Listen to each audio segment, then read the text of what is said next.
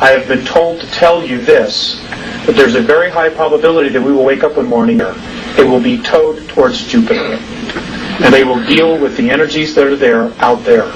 Because if they have to go to battle, and the moon gets destroyed, it will destroy most of the Earth, because, pieces of it will come here. Plus, it has an energy source inside of itself. Okay, it's a spacecraft. Planetary science is no big deal when you're at that level of technology. Yes, ma'am. Closer to us. And we're not being told about anything about it. They also have said that Mars is also moving closer to us as well. That it's moving closer? I don't know what it is.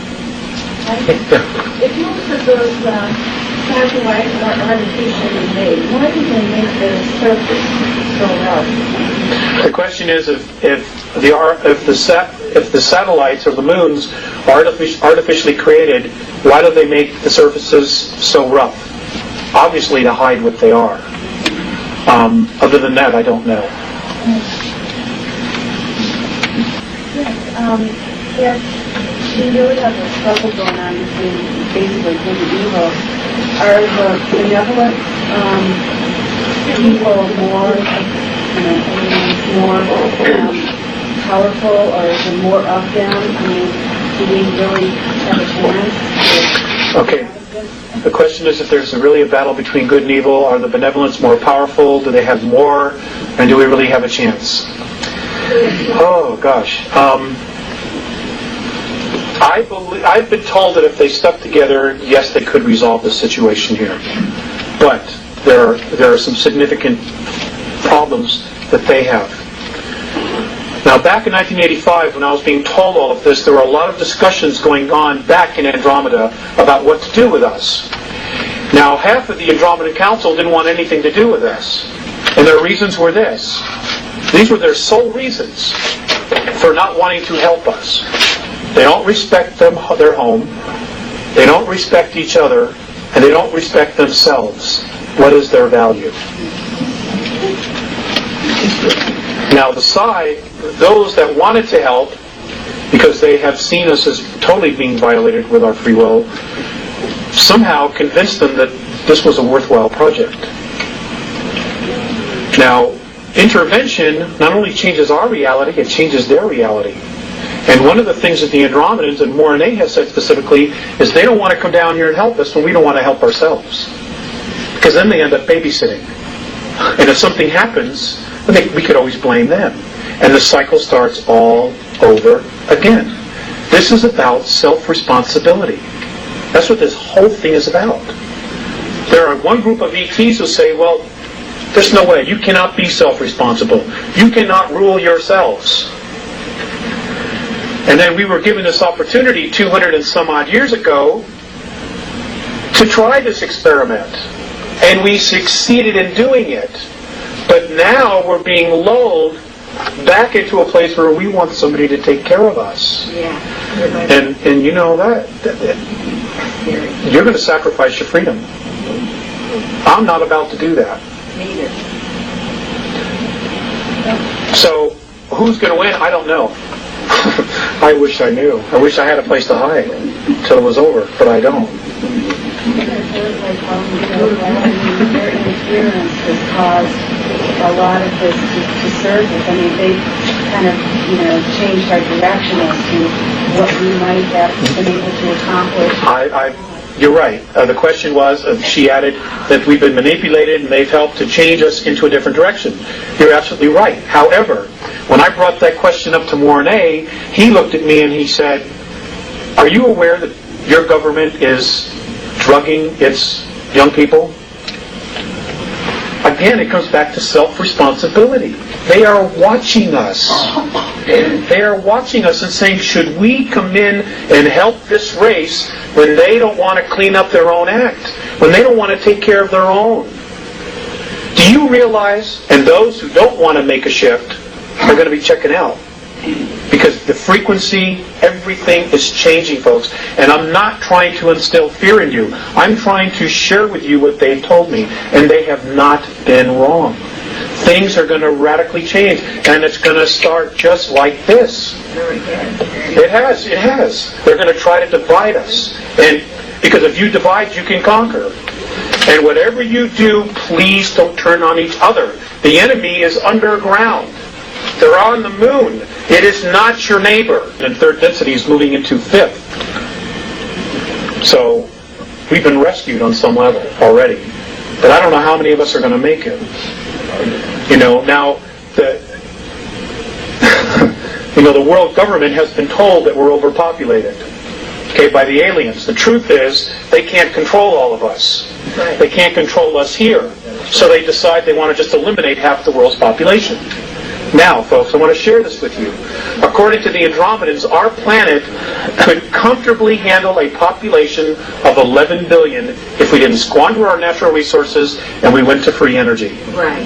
Yes. Now, the free energy has been suppressed forever. Right. If we went to that, we could turn this whole thing around. Right. All right? What's happened is the political systems have broken down, but they don't want to take responsibility for it because in order to fix it, they have to make us more free.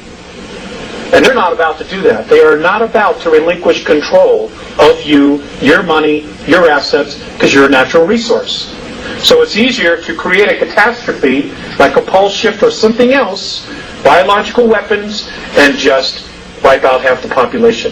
And they're still in charge. And I can assure you that those people that you call your world leaders, those who are part of this game, will be sitting on the moon watching all this happen. And when it's done, they'll come back with answers, just like a politician, You mentioned something about economics, materialism, what have you. How does any of that correlate with your comments about getting our souls in a place that we think of in terms of metaphysics or religion? How does that fit in? Okay. Where does the answers come from? Spirit is just the entire universe. How could they not have a soul? That's perfect. Who could not have a soul? The Greys? The clones that... No, I'm talking about, I'm referring to the clones, the hybrids that they're creating. They do not have soul. That's what I'm told. That's right. They're not actual beings. Microprocessors, organic microprocessors are grown inside their brains. These blues and their grays are not living beings. Some of them are not, no. What about the ones that aren't? Do they have souls? Those grays? The ones who are not clones? Yes, they do. What was that question back there? I still didn't get it. We got off. Yeah, where does soul and spirit get into this? Okay. It's a possible solution. Why are they so interested in us? Now this is really going to stretch your belief systems. I am told that a majority of the physical beings, human beings that are in third density, not only on our planet, but in 21 other systems, who are experiencing the same problem we are having, are beings that apparently at some time in our past were at 11th density. Now, the Andromedans have said that our universe, what we know as our universe, is in linear time, and this is the only way that I can explain it is as we count time, is that our universe is a 21 trillion year holograph. It's a holograph. It's a picture within a picture within a picture, or a dream within a dream within a dream, however you want to look at it. And that apparently many of the souls on third density were at 11th density. And for some reason, this collective group consciousness decided they wanted a different perspective. And they literally fell into the concept of time, into physicality, and literally carved out of nothing what we know as third density. Now, third density to many of these other races is like putting your hand in Jell-O and trying to move it back and forth. There's so much resistance, it's so dense. And yet here we are, literally creating all this. That's how powerful we are. That's how powerful our minds are. Which is why there's been so much focus on brainwashing. on trying to make us victims, or believe that we're victims. Because the minute we wake up and we take a step back, detached, and see our situation for what it really is, they've lost control. It ends there the minute we awake. And this is why channeled information, so many different races and beings are trying to light the fire underneath us. Because they can't directly come in and interfere unless a percentage of us ask for permission. Because then it's a violation of free will. And they've done exactly what the regressives have done. Even though it was for our own good. You cannot violate free will. That's the law.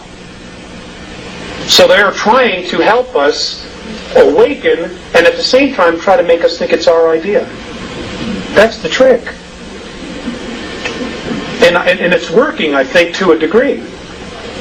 But, how quickly it's working, I just don't know. I'm scared. I'll be perfectly honest with you. I am scared. What about the earthquakes? A lot of it is. I'm sorry. The question is, what about the earthquakes? Some of them are natural, and some of them are being caused. I wish I had a board. But what's basically happening is you've got a planet that is vibrating at a frequency of fear and anger. You've got this new frequency called the 12th density, which is lifting everything up. Well, these really dense energies cannot move up. So the planet herself, in order for her to move up into 5th density, has got to cut loose with this energy. And what's happening is that she's cutting loose with this negativity, which she's been holding on to. It's hitting the surface, and it's feeding us as a population. Because we're already in that space. There are predictions of wars. Oh, God, we're all primed. We're all ready for it. The whole world's broke. Everybody's looking for food. The world has got a food supply of 53 days. The entire world. The United States of America, should there be a catastrophe, has only a 7 days food supply.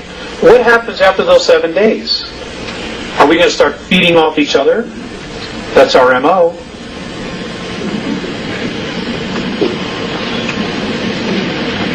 Yes, sir.